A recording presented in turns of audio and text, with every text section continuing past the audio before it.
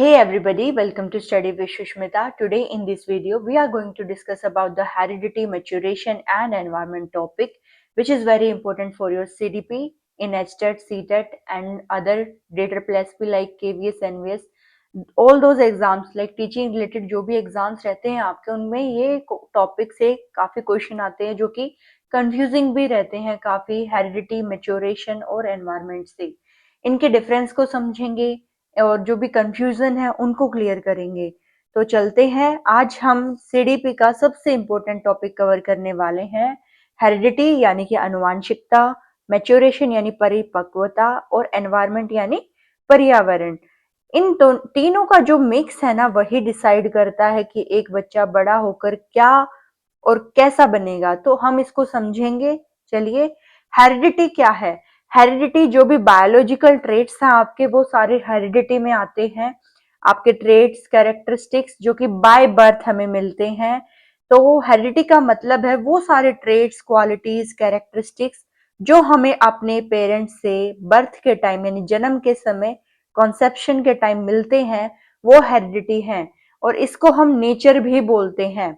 Environment को हम nurture बोलते हैं, हेरिडिटी को हम नेचर बोलते हैं। ठीक है, ये एक स्टैटिक फैक्टर है, यानी कि ये एक स्टैटिक यानी स्थिर फैक्टर है।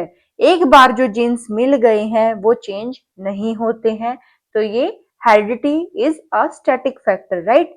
जैसे कि आपका आंख का कलर हो गया, बाल कैसे हैं और हाइट कैसी है, बॉडी स्ट्रक्चर कैसा है, तो ये सारी चीजें, आपका आईक्यू भी डिसाइड करता है हेरिडिटी। तो हेरिडिटी से ये सारी चीजें जो है डिसाइड होती है, आपकी आंख का कलर, बाल, हाइट, बॉडी का स्ट्रक्चर जो है, कुछ हद तक ये सारी चीजें जो है आपकी हेरिडिटी से ही आती हैं। कुछ मैकेनिज्म है, इनको पढ़ लेते हैं, बाकी हमें साइंटिफिक चीजों में जाना नहीं है, बेसिक बेसिक चीजें पढ़ते हैं। 46 क्रोमोसोम्स है 23 पेयर्स में, 22 जो पेयर्स है वो ऑटोसोम्स है एंड 23 पेयर्स हमारे हैं सेक्स क्रोमोसोम के, जिसमें एक्स एक्स जो होता है फीमेल होता है और एक्स वाई होता है मेल क्रोमोसोम। तो ये है। अगला चलते हैं मैच्योरेशन पे। हम मैच्योरेशन क्या है? मैच्योरेशन जो है एज रिलेटेड ग्रोथ होती है। हम बोलते हैं, अपनी आम भाषा में बोलते हैं कि भाई ये बच्चा अभी मैच्योर हुआ नहीं है। तो वो जो चीज है वही मैच्योरेशन है, यानी कि एक उम्र पे आके मैच्योरिटी आती है किसी भी पर्सन में, किसी भी इंडिविजुअल में।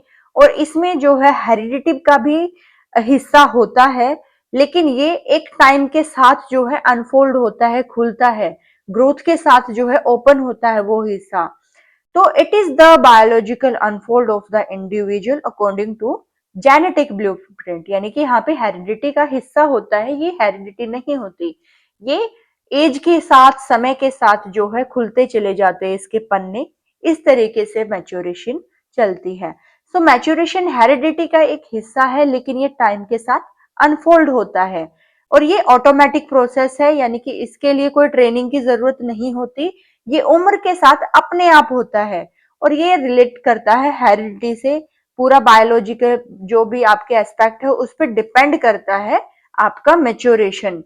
जैसे बच्चा पहले बैठना सीखता है, फिर खड़ा होना सीखता है, फिर चलना यानी कि उसकी मोटर स्किल्स, दांत का निकलना, ये सारी चीजें एक उम्र पे होती हैं। तो वो सब चीजें हैं।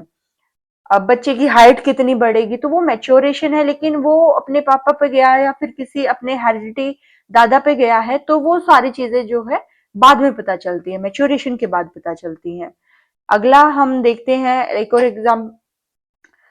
लाइक 6 महीने का बच्चा जो है वो लिखना नहीं सीख पाता, लेकिन उसके मसल जो है, क्योंकि उसके मसल्स जो है मैच्योर नहीं होते हैं यहाँ पे, इसीलिए। लेकिन कुछ समय बाद वो लिखना सीख जाता है। तो ये चीज मैच्योरिटी पे ही आती है। 6 महीने के बच्चे कैसे लिखेगा भाई? लिखना सीखेगा 2 से 3 साल की उम्र में, थोड़ा बहुत सर्कल बनाना सीखेगा, लाइंस करेगा। तो वो सब चीजें जो है मैच्योरेशन के साथ आएंगी। ठीक है, ये नेचुरल प्रोसेस है, इसमें कोई चेंज नहीं होता। आगे चलते हैं, हम एनवायरमेंट में देखते हैं क्या क्या चेंजेस आते हैं। एनवायरमेंट को हम नर्चर बोलते हैं और ये एक डायनेमिक फैक्टर है। डायनेमिक फैक्टर क्यों? क्योंकि ये बदलता रहता है, जैसे आपका आसपास का एनवायरमेंट जो है चेंज होता रहता है, ऐसे ही एनवायरमेंट जो है वो डायनेमिक फैक्टर है। टाइप ऑफ एनवायरमेंट दो तरीके के हैं, इंटरनल यानी कि माँ के वॉम्ब में जो एनवायरनमेंट बच्चे को मिलता है वो भी एक तरीके का एनवायरनमेंट है। इसको बोलते हैं प्री नेटल एनवायरनमेंट यानी कि माँ के गर्भ का एनवायरनमेंट। एक्सटर्नल एनवायरनमेंट जो है पोस्ट नेटल एनवायरनमेंट यानी कि जन्म के बाद का एनवायरनमेंट। इस एनवायरनमेंट में आपके फैमिली, फ्रेंड्स, स्कूल, कल्चर, वो सारी चीजें आ जाती हैं एक्सटर्नल एनवायरनमेंट में। और ये हमारी लैंग्वेज जो है, एनवायरनमेंट से क्या होता है, आपकी भाषा बनती है, दूसरों को देख के ही बच्चा सीखता है, एनवायरनमेंट से सीखता है। वैल्यूज बच्चा जो है दूसरों से सीखता है, स्किल्स सीखता है, और भी काफी चीजें हैं जो शेप करता है बच्चा अपनी लर्निंग को इसी एनवायरनमेंट में। तो वो है नर्चर का पार्ट हो गया, एनवायरनमेंट जो है नर्चर है। और यहाँ पे जो है आपकी लैंग्वेज, वैल्यूज, स्किल्स, इस तरीके की ग्रोथ होती है। अगर हम बात करें डेवलपमेंट क्या है, तो डेवलपमेंट जो है हेरिडिटी और एनवायरनमेंट के इंटरेक्शन से होता है, यानी कि दोनों का काम होता है। डेवलपमेंट हेरिडिटी और एनवायरनमेंट का लाइक मल्टीप्लीकेशन है, दोनों के इंटरेक्शन से ही डेवलपमेंट होती है। दोनों 50% नहीं होते, लेकिन दोनों का रोल जो है डिपेंड करता है सिचुएशन पे भी कि कैसा रहेगा, राइट। अब हम क्विकली समझते हैं। हमने बात की हेरिडिटी क्या है। हेरिडिटी बेसिकली आपके जेनेटिकली जीन्स पे डिपेंड करती है कि हमने अपने पेरेंट्स से कौन से जीन्स मिले हैं, तो उस हिसाब से हेरिडिटी मैटर करती है। हेरिडिटी जो है स्टैटिक होती है, ये फिक्स रहती है। बायोलॉजिकल जीन्स जो आपको मिले वो बदल नहीं सकते, ये आपके हाथ में नहीं होती है। आपका ब्लड ग्रुप क्या रहेगा, आपका स्किन कलर क्या रहेगा, ये सारी चीजें जो है हेरिडिटी रहती है इसमें। एनवायरमेंट क्या है, जो हम सराउंडिंग से मिलता है हमें, जैसे जो हम सीखते हैं अपने टीचर से सीखते हैं, अपने पेरेंट्स से सीखते हैं, वो एनवायरनमेंट है हमारा। ये डायनेमिक है, चेंज होता रहता है। जो भी जिस भी कल्चर में आप रह रहे हैं, जिस भी समाज में आप रह रहे हैं, तो उसके अकॉर्डिंग जो है आपका एनवायरनमेंट जो है चेंज होता रहता है। इसको आप मॉडिफाई भी कर सकते हैं, इम्प्रूव भी कर सकते हैं। जैसे आपकी एजुकेशन, कल्चर, फूड, खाना का जो लाइक फूड कल्चर जो है, वो सारी चीजें आपके एनवायरनमेंट पे डिपेंड करती हैं। तो अगर आपको कॉन्सेप्ट क्रिस्टल क्लियर लगा हो तो वीडियो को जरूर लाइक करो, चैनल को सब्सक्राइब करो, और कमेंट में बताओ कि हाइट जो है हेरिडिटी का हिस्सा है या फिर एनवायरनमेंट का, राइट।